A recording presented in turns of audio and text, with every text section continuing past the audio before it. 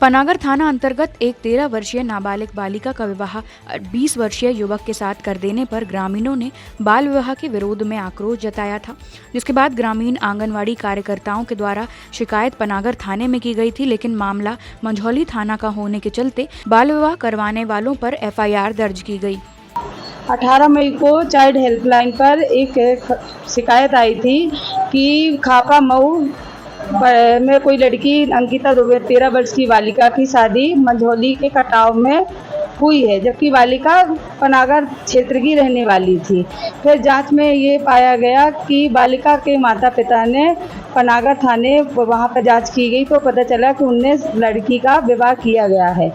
तो फिर आज ये जानकारी प्राप्त हुई है तो मंझौली थाने में कटाव क्षेत्र आता है, तो आज मामला दर्ज किया गया माता पिता के विरुद्ध।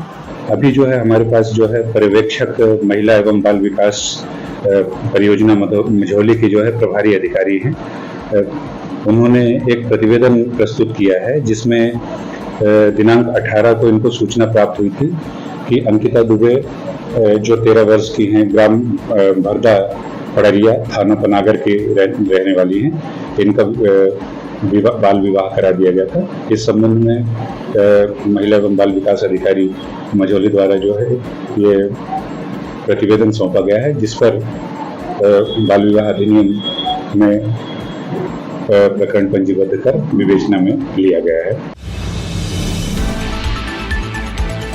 जबलपुर पुलिस की संयुक्त कार्यवाही में कुख्यात सटोरिये नरेश ठाकुर के सट्टे के अड्डे पर दबिश में 60 सटोरिये और 13,790 रुपए जब्त किए।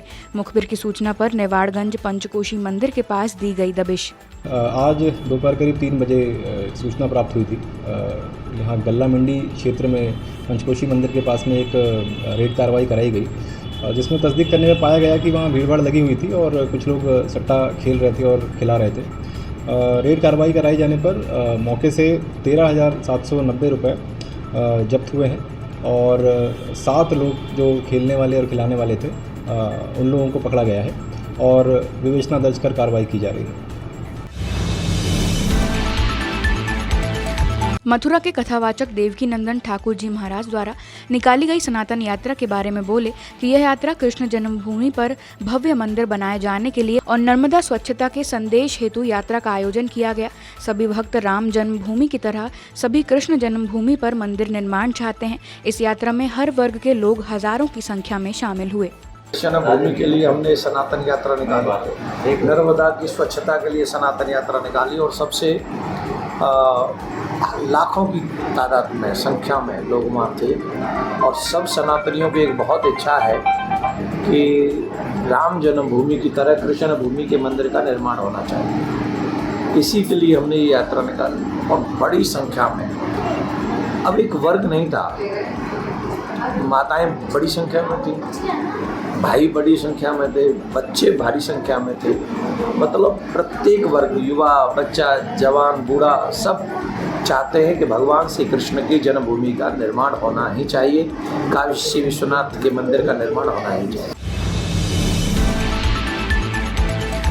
आधारताल स्थित जयप्रकाश नगर के रहवासियों ने एकत्रित होकर कलेक्ट्रेट कार्यालय पहुंचकर मालिकाना अधिकार देने के संबंध में अनुरोध किया और कलेक्टर से क्षेत्र में दबाव बनाने वाले भूमाफिया लोगों को दंडित कर रहवासियों को भय की स्थिति से निजात दिलवाने की मांग की। 35 सालों से रह रहे हैं, सबने अपने अपने तरीके से घर का निर्माण करा हुआ है और अब आप उस प्रोसीजर में खसरे में उसको नहीं चढ़ा पा रहे हैं। सोसाइटी का आपका सोसाइटी को जब आपने ज़मीन दिए थे तब ये सब सोचना था।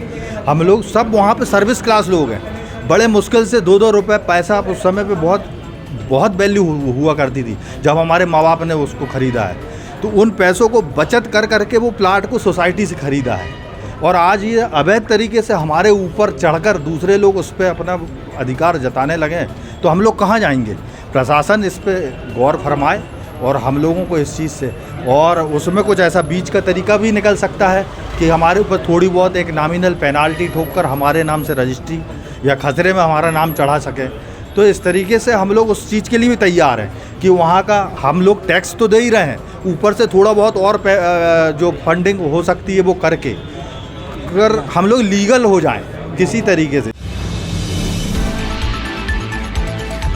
क्राइम ब्रांच पुलिस एवं थाना पनागर की संयुक्त कार्यवाही में मुखबिर की सूचना पर आईपीएल क्रिकेट का सट्टा खिला रहे कृष्ण कुमार पटेल नामक युवक को गिरफ्तार कर लिया गया। सट्टे में उपयुक्त सामग्री सहित 77,400 रुपए जब्त किए गए।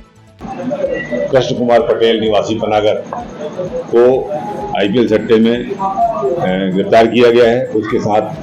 उसके पास से सेटअप बॉक्स, 4 मोबाइल, 77,000 रुपये नगद, टीवी, स्मार्ट टीवी जब्त की गई है। उसमें जांच दौरान ये आया कि उसके साथी रिंकू पटेल और चंद्रेश केवट ये भी आईपीएल सट्टे में संलिप्त हैं। उनका भी नाम एफआईआर में दर्ज किया गया है।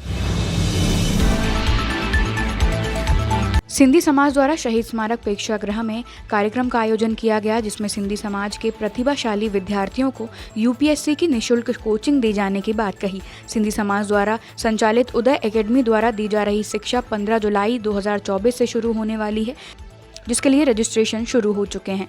आज भारतीय सिंधु सभा और उदय एकेडमी नागपुर के संयुक्त तत्वाधान में सजातीय समाज के युवा बच्चों के लिए आईएएस आईपीएस देवनागरी लिपि में कोचिंग हेतु कार्यशाला का आयोजन किया गया है। निश्चित रूप से इस कार्यक्रम के माध्यम से बच्चों को आईएएस और आईपीएस के लिए मोटिवेट करने के लिए यह कार्यक्रम यहाँ पर नागपुर से और हमारे समाज के आईपीएस मोटिवेशन करने के लिए यहाँ पर उपस्थित हुए। मैं उनका आभार व्यक्त करता हूँ। सभी बच्चों से इस बात का आग्रह करता हूँ कि इस कार्यशाला के माध्यम से अधिक लोग कोचिंग लेकर आईएएस और आईपीएस बने, ऐसी मैं शुभकामनाएं देता हूँ।